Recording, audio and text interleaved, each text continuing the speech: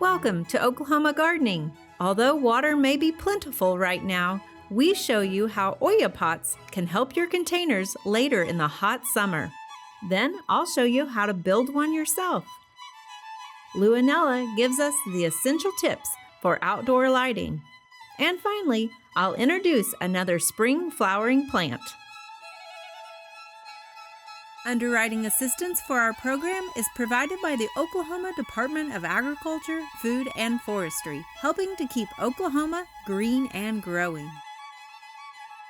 Oklahoma Gardening is also a proud partner with Shape Your Future, a program of the Tobacco Settlement Endowment Trust. Shape Your Future provides resources for Oklahomans to make the healthy choice the easy choice. Oklahoma Gardening's 50th anniversary. I love sharing with you guys the cool things that plants can do. People in Oklahoma love their gardens. I feel like this is the people's show. We all know we're working towards the common goal, and that's to produce the best quality television and information for our audience. So often we hear out of here at the Botanic Garden how great our containers look each season. And joining me today is Schmitz, who is the garden manager here at the Botanic Garden. And you've got a little secret that you add into your containers. Let's talk about what this is. Yeah, so this is a Terracotta Olla. It's a watering system that's pretty ancient. And what it helps us with is making sure that we don't have to be watering our containers every single day. Okay, that's always a concern with containers. Obviously, You've got a huge container, so it doesn't dry out quite as much. But what does this Terracotta Olla pot do for us? Yeah, so basically we bury it into the ground, fill it with water, and then terracotta, that's the naturally porous substance, it will basically dispense the water bit by bit as needed so that the soil volume can stay wet. Okay, all right. So you're starting with kind of pre-moistened potting soil because it can sort of be hydrophobic initially, right? Yes, yeah, exactly. So whenever you put this in your containers, what you want to do is you want to moisten your potting soil a little bit, and then you want to put your Olla in first. Okay. A big concern is kind of deciding where your plants are going to go kind of around the Olla, and just making sure that you have enough soil volume and that you're not, kind of restricted by that. Okay, all right. So we're just going to simply bury this. How far? Let's do it, absolutely. So I'm going to have you hold that. Okay. And then just taking a couple of shovelfuls here of dirt. We're planting it a little bit forward on the container just because I want to have one larger plant in the back, and we know that it's going to take up a bit more space. Okay. So your instinct may be to plant it in the middle, but you really need to think about what plants you're putting in your container. So for us, where we have one big plant in the back, we're going to put it just cheat it out just a little bit forward, and exactly where you've put it, where this neck comes up just a little bit up there, is perfect. Okay. So when we fill the soil in around, the only thing that you're going to see sticking up out of there is just the small neck right there. Okay, and so later on we pull this cork off and then just fill that up with water? Absolutely. So I'd say that your order of steps here are going to be to bury your Olla, and then you're going to want to pot up the rest of your plants, and then you should go ahead with a hose and just water in the entire container, and then you'll want to fill up your Olla with water. All right, well, and this one's nice because it does have a narrow neck. It's not taking up some of that volume up on the surface with roots and stuff. You'll see a lot of DIY ones, which we've done some of them, that have a much larger area on the top that they're kind of taking up. Mm-hmm. And so you just have to be conscious about which plants you want to do. You're not necessarily going to be able to do that thriller in the middle whenever there's a giant Olla that's taking up that space. Gotcha. All right, do you have some plants? Can we go ahead and get this one potted up too? Yeah, absolutely. Yeah, so first we've got a Belzifire Esperanza. Okay. And so we're just going to kind of dig that in here in the back. Oklahoma proven plant right here. Absolutely, yeah. This container is right next to the Oklahoma proven garden, and so that's why I like to put those plants in there. So I'm gonna let you situate that a bit while I grab a couple of dichondra. So this is the Silver Falls dichondra, and that is just simply going to go in the front, in front of that Esperanza there. And so what we want to do is just kind of flank the Oya there, and this is a nice trailing plant, and so it will fill in a little bit over the Oya. So if you do have some trailing plants, just making sure that you manage those so you don't lose the top of your Oya, so that you can have access to it. But the dichondras are really nice because it'll not only creep along the top here, but it will be that spiller effect too. Yeah, right? exactly. It'll spill over the front, and then this Belzafire Esperanza, it will grow to quite large, so it will fill in and just be a nice display here. Okay, so good color from our dichondra and lots of color all season long from our Belzafire here too. So Yes, absolutely. easy enough. It's almost like a tree gator a little bit, where it just gives you some reassurance of how much you watered. I think that's one of the things is so often, especially in the summer, you go out and you're like, I've been standing here watering forever. Now you know a set volume that you've watered at least. Yes, exactly. And so if your soil though does happen to get really bone dry, you can't just fill up your Oya. You do need to water the entire pot and then fill up the Oya. Okay. Just because there needs to be some kind of moisture in the soil for it to be able to pull that water out of the pot, basically. Okay. So, and of course, it varies how often you need to water with the temperature and the size of your pot and everything, right? Yes, absolutely. But the Oya is a nice guarantee in case you need to go on vacation for a couple of days. You'll be able to soak your pot, fill up your Oya, and be good for hopefully up to a week. Or maybe you have that not so green thumb person taking care of your garden. Yes, exactly. And this is a nice emergency brake to make sure that they don't crash your pot. Very good. Well, thank you for sharing this little tip. Absolutely.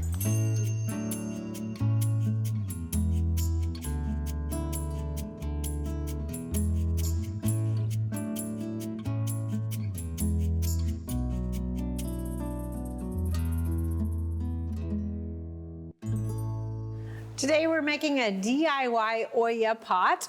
If you're not familiar with what Oya pots are, basically they are containers that usually are terracotta, something porous, and they're a container that you can fill up with water and then actually bury that container down into your containers or into the soil line or something like that. And so the idea is that it is a reservoir of water that then will permeate out into that soil profile. So it's kind of a way to irrigate a set amount of water and allow it to really percolate into that soil profile, extending the time between waterings. And so today we're going to make one ourselves, kind of show you how to do one. You can buy these. There's a lot of different styles that you can buy online. But this is a simple one that we've made out of 2 terracotta pots.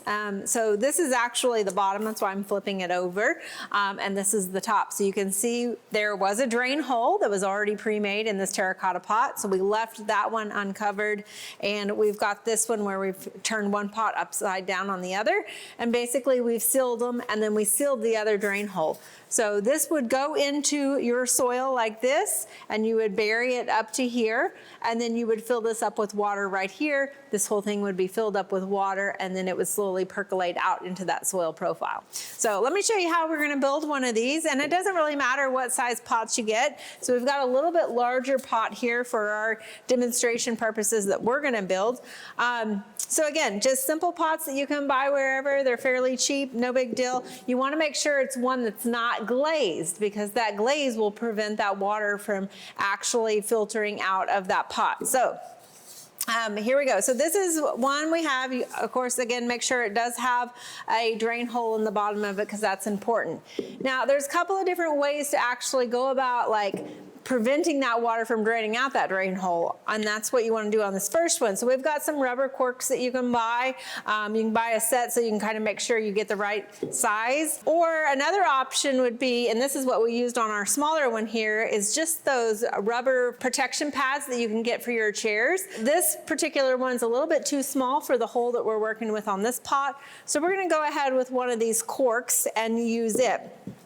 So what we're gonna do is we're gonna get our glue here, and this is a good adhesive glue, and basically what's nice about it, it's a little bit of an elastic glue even after it dries, and it's also going to hold up to water, because obviously you want a glue that's going to really hold up to water in this situation. So you're gonna put a little glue around there, and then we're gonna slide that down into that drain hole. And if, just for safety, if you wanted to add a little more glue on the outside, you could do that. This is why we're wearing rubber gloves. So you can use your finger to kind of help facilitate that glue and get it kind of peanut butter spread around there if you want to. Now this is going to be the bottom. So your second container, what we're gonna do is bring that over here. I'm gonna set that on its side for right now. And for this situation, what we're gonna do is eventually we're gonna wanna put this pot on top of it, okay? So we're gonna put our glue. I have seen where some people use caulk. That might be another option, like an all-weather caulk you could use. But we found that this product worked really well. So you just wanna make sure you have a good bead of that glue or whatever adhesive you're using. And at this point, we're gonna turn this pot over upside down. Now keep in mind, we did not seal the hole on this one because that's actually the top. That's where we're gonna be filling it up with water. We did on this is actually the bottom here. So, and you gotta do your cork before you actually glue these two products together. And this glue is a little bit smelly, so make sure you're using a ventilated area to do that in. Now, just to give it a little bit more reinforcement, what we found that works really well is getting kind of this woven, it's sort of like drywall tape or something like that, and it's got a little bit of adhesive to it. So we're gonna wrap this around here, and you can see that some of that glue is obviously squeezed out from between our pots. But it's not too messy that it's really shifting on us, so that's good. So I'm just gonna go ahead and cut that. Got a little bit of an overlap on there, that's fine. And what I'm gonna do is go ahead and add a little bit more glue just on that, in some of those areas where maybe I haven't seen some of that glue actually protruding through. So I feel like this sort of just gives us a little bit more security that our pots are gonna stay melded together. And I'm just kind of using the tip of the glue here to kind of do this for right now. All right, so then again, getting your stick here, what we're gonna do is just sort of spread that, like you're making a sandwich here. We're just spreading that around, gluing that tape to really secure and weld your two pots together, basically. You can also use your stick to kind of press it and make sure it stays stuck to the pots. So now we have our container and our pot. Obviously it's upside down because this has our cork here in the top. That is one of the nice things I would say about using one of these cushions inside is that it will sit flat this way, whereas with the cork you have a little bump, so it's hard to sit flat on its actual bottom. So it doesn't matter when it's in a larger container that you're watering or in the soil, but just for storage purposes, it kind of has that lift there. So this glue actually will dry fairly quickly. I think the set period on it is about 24 hours, but it's pretty dry to the touch within just about 5 or 6 hours. So this is what we're gonna do. We're gonna leave it here, but by tomorrow, we could be putting this out in the garden.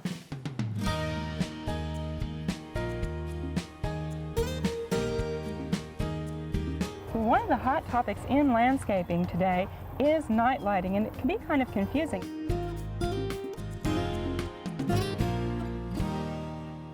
Hi everybody, I'm Lou Anella. I'm the director of the Botanic Garden at Oklahoma State University, and I'd like to speak to you today about outdoor lighting. Some of the concepts that you need to understand, some of the materials. You could hire a contractor to do this, but if it's a small project, you might want to do it yourself. And so I'd like to show you some of the basics. First, I'd like to show you what not to do. The mistake that I first made when I did my first project. I bought a light fixture similar to this. And the problem with this light fixture is you can see the light source. And so at night, if you can see the light source, that's going to cause your pupils to constrict, and it's going to actually make it more difficult to see. So you really want to use a light fixture that has a shade. You don't want to be able to see that light source. You don't want to be able to see that bulb. So a light fixture like this that has a shade will reflect the light down to the ground, onto the path. And if you're doing your lighting for safety reasons, that's really what you need. That's really what you want. So having a shade keeps the light from shining in your eyes, and then it reflects it down to the ground where you want the light to be for safety. Likewise, having a spotlight like this could be great to highlight areas of the house, to increase your curb appeal, but you don't want this shining into people's eyes, and you don't want it shining into your windows. So most of these spots have shades on them that are adjustable, that can be turned, and so you can do that to block the light so that people walking up to the house do not have light shining into their eyes. Next, we need to think about power. And power is going to come from a transformer. So there are lots of different transformers on the market. Some of them are quite simple. Some of them are incredibly sophisticated. You can now zone your lighting system like you can an irrigation system. You can have the lights around the pool be on a different zone from the lights that are in the front yard. Some of the controllers are so sophisticated, they can change the color of the lights. And so those are sophisticated systems. You can also go quite simple. So this is a simple transformer that is rated for 150 watts. Here's a larger one that's rated for 300 watts. This larger controller is a little bit more sophisticated in that it has different ports inside it to allow higher voltage. And so that lets us run the wires a longer distance without having too much voltage drop or allowing for extra voltage drop so that the LED light bulbs are still operating in the range that they want to be operating. So that just gives us a little bit more flexibility having those multiple ports with the different voltages. So you need to know what the wattage is of your light bulb and keep it to within about 2/3 of the maximum wattage of your transformer. So for example, these LED light bulbs that we have here are 4 watts. So for this 150 watt transformer, technically we would put 37 light bulbs on it. But we don't want to max it out. So let's take about 1/3 off and say we're going to use 25 light bulbs. We can have 25 light fixtures on this very simple 150 watt transformer. This is a 300 watt transformer, so we can double it. We can have 50 light bulbs or 50 light fixtures using this transformer. But the other thing that's so great about LEDs and what makes this such a great do-it-yourself project is that these LED light bulbs have a much broader range of operation than did the old halogen bulbs. So not only can you fit more of them on a system, you don't have to worry about the voltage drop as much. All the same rules apply, but it's a lot harder to break them when you have the LED bulbs. It's a lot easier to build a system without worrying about maxing it out, without hitting the limits, because the wattage is so low and because their operating range is greater. So they really, really simplify lighting jobs. So lots of options out there. Know the size of your project, know how many light bulbs you think you want to use, and then buy the appropriate transformer. You might choose to use 2 transformers, one for the backyard, one for the front yard, rather than go with one larger transformer. It'll probably make wiring the system simpler and might even be more cost-effective. So you can look at those sorts of options. These transformers are both relatively simple. They have a light sensor on them. You can have the timer set to stay on for 4 hours after it gets dark or 6 hours after it gets dark. The other thing that's really important is to make sure that when you're connecting the wires from the transformer out to the lights, that you have waterproof connectors. So these transformers plug in to a 110, 120 volt outlet, the normal outlet that you might have hopefully outside of your home. And then they transform the electricity to low voltage. So that's why these are great do-it-yourself projects. You can't get shocked, you can't really get harmed from the low voltage wires.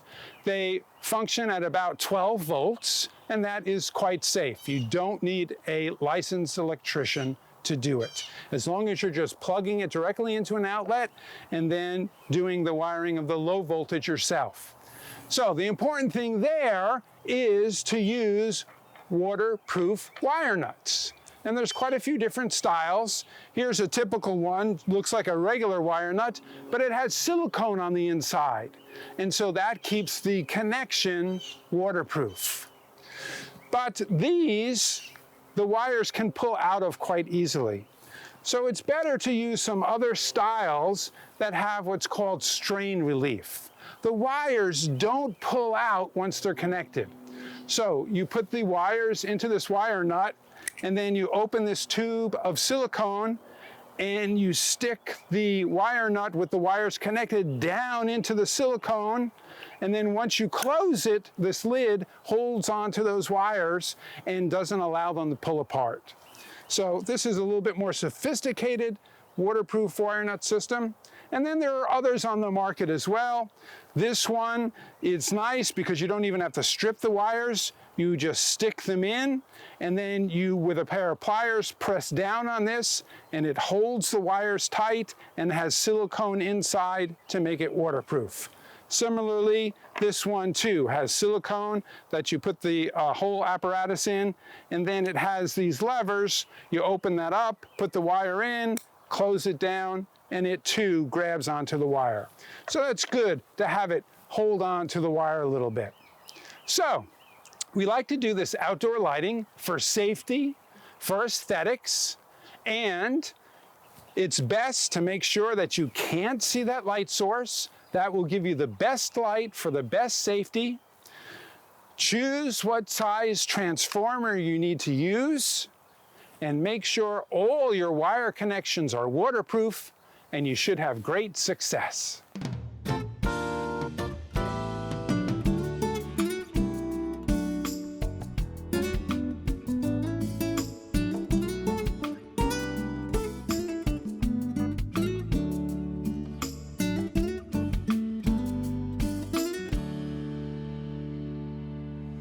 Today I want to talk to you about a plant that you might see in the landscape that is an early flowering shrub. This is known as black jetbead.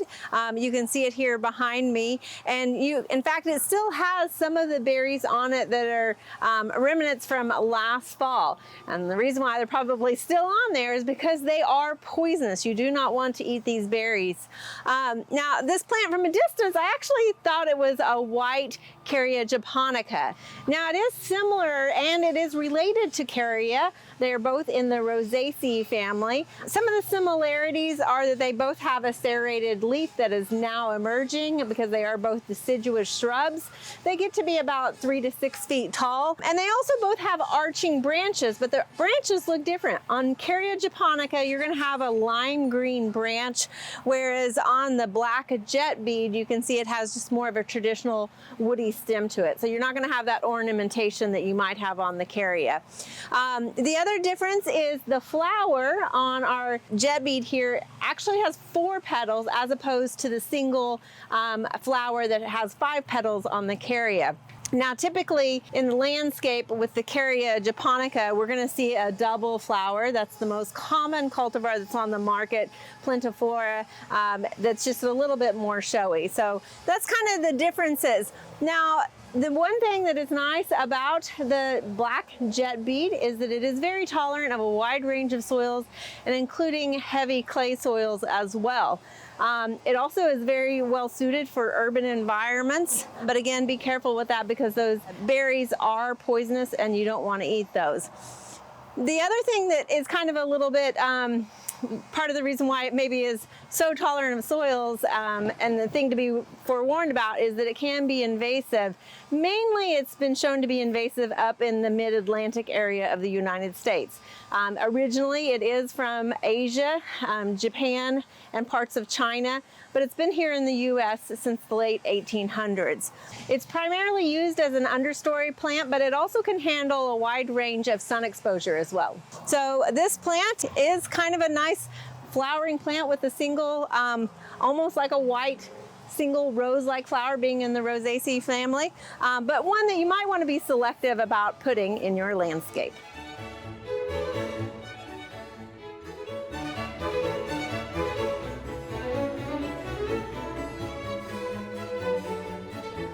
There are a lot of great horticulture activities this time of year. Be sure and consider some of these events in the weeks ahead.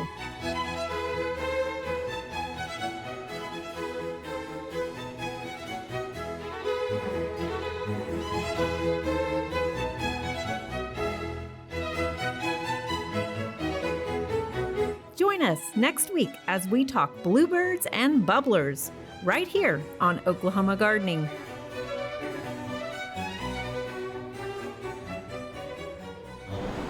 Am I doing something? That is an early spring bloomer. This is called Blet.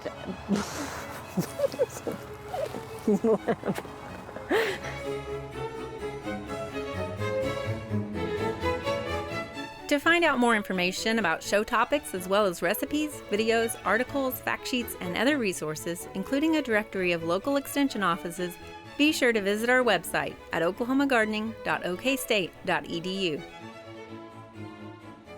Join in on Facebook and Instagram. You can find this entire show and other recent shows, as well as individual segments, on our Oklahoma Gardening YouTube channel. Tune in to our OK Gardening Classics YouTube channel to watch segments from previous hosts.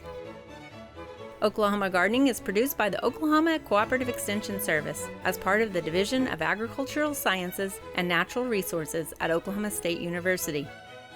The Botanic Garden at OSU is home to our studio gardens, and we encourage you to come visit this beautiful Stillwater gem. We would like to thank our generous underwriters, the Oklahoma Department of Agriculture, Food, and Forestry, and Shape Your Future, a program of the Tobacco Settlement Endowment Trust.